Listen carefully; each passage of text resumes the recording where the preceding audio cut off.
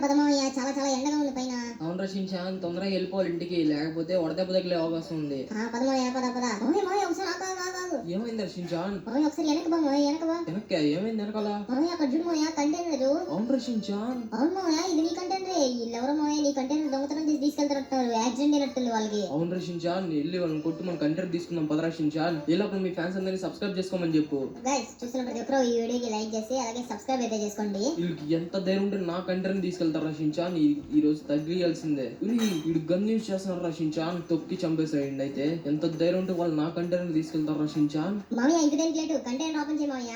అలాగే రషించాన్, ఓపెన్ చేస్తున్నాను. Okay, sticky బాంబులు కూడా అతికిచ్చేసాను. రషించాన్ కొద్దిగా దూరంగా రా. బ్లాస్ట్ కూడా చేశాను. మామయ్య ఏంటి మామయ్య కంటైనర్ ఓపెన్ కాలేదు? నాకు తెలిసి మీ ఫ్యాన్స్ అందరూ సబ్స్క్రైబ్ చేసుకోలేదు అనుకుంటారా, అందుకే ఓపెన్ కాలేదు.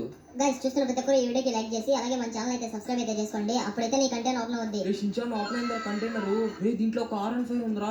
సూపర్ ఉందా రషించాన్ బండి అయితే. చూస్తున్న ప్రతి ఒక్కరు